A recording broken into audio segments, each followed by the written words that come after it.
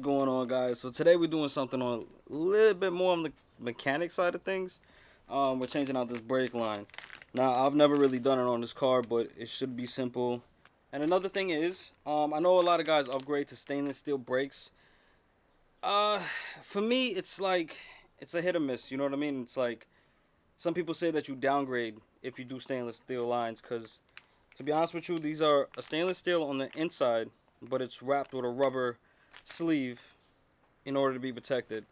And I agree with that, to be honest with you. I feel like, Lexus knows what they're doing. So let's get the wheels off, let's get everything up in the air, and let's get started.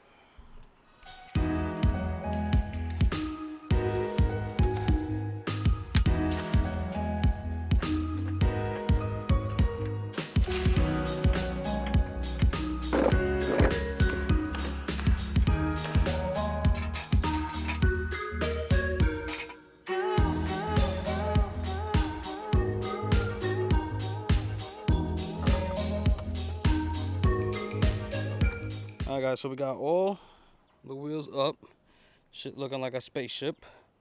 And the only reason you gotta jack up all fours is because you have to bleed the brakes right after you change out this line, which is something that I hate doing and I'm not really good at.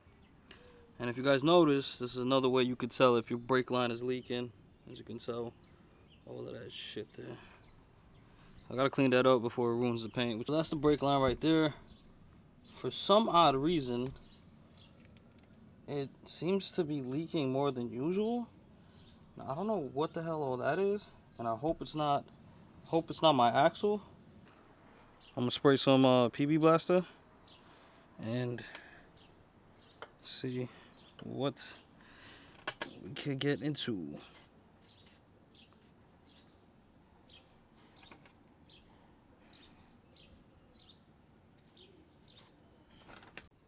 Alright, so the plan is to get this top, I don't know what you want to call it, this fitting with the hard line loose. Get that loose first, loosen up the one in the back of the caliper. Once that's done, you get your drip pan to catch all the brake fluid that's about to leak. So this is what you call a flare wrench, right?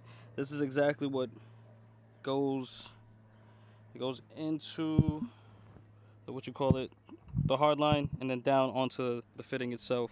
Unfortunately, of course, as you can see, I have a 3/8, which is absolutely wrong. I wouldn't suggest using a 10mm, but it definitely does work. I mean, it's not the right way of doing things, but it definitely does help when you don't have the right tools, so you kind of got to improvise. So what you're going to want to do, you're going to want to loosen the bolt that connects to the caliper. It's 12mm, and I forgot which way I have to go. So that's loose. Let's get our drip pan and connect everything.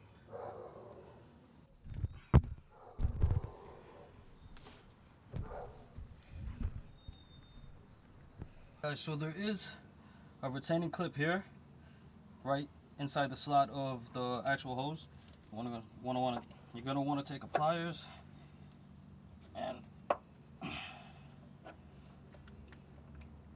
pull this son of a bitch out.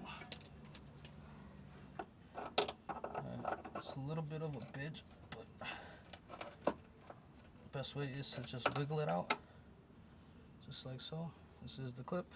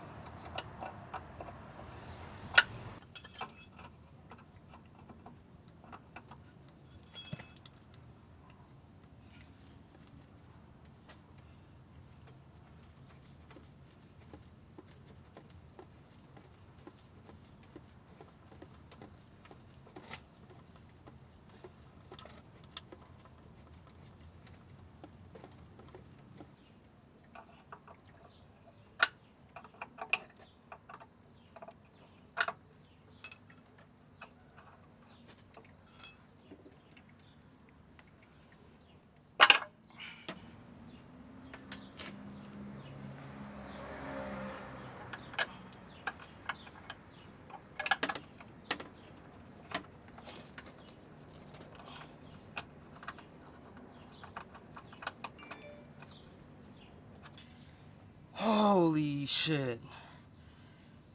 I made a mess. Wow, that was scary as hell. I just hope this thing stops leaking. Alright, retaining clip goes back in.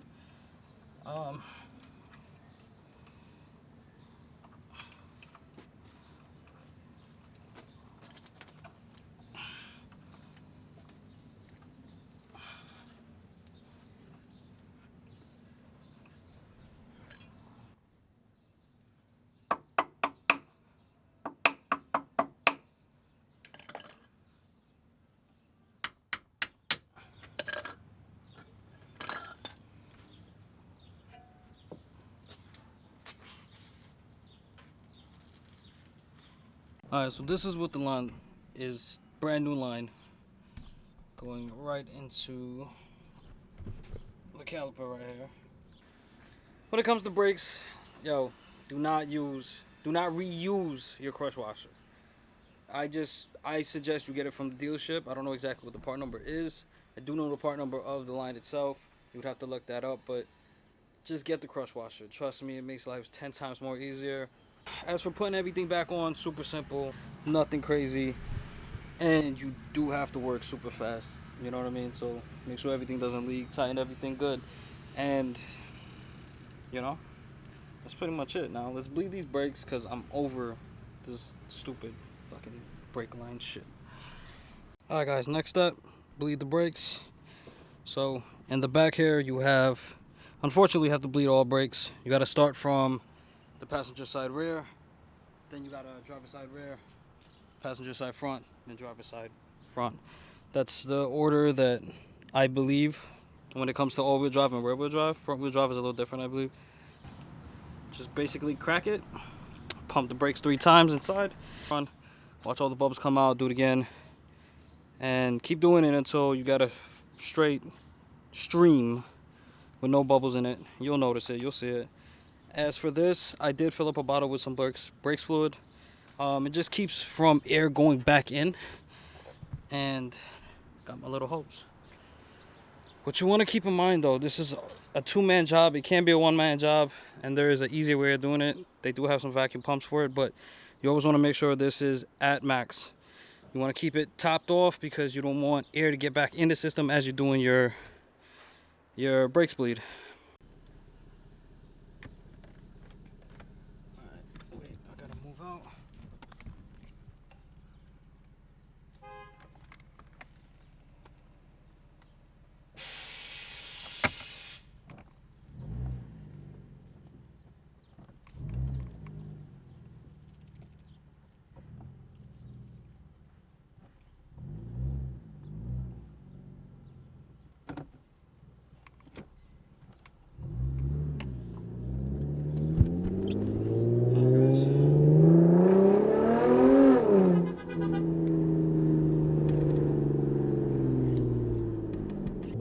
Anyway, the day is done. I'm about to go put on rotors for my grandfather. I bought him a set of 4, so I'm gonna go throw those on. I really wanted to get a little bit more detailed with this video, but shit started happening and struggle started coming, so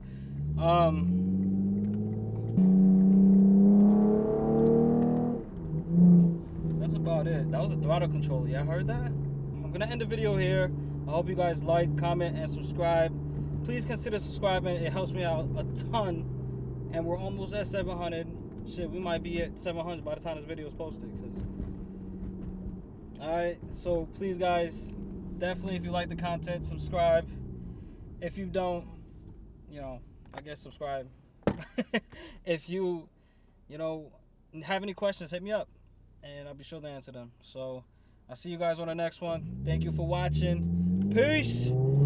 And I am about to go deal with more brakes. So I'll see y'all.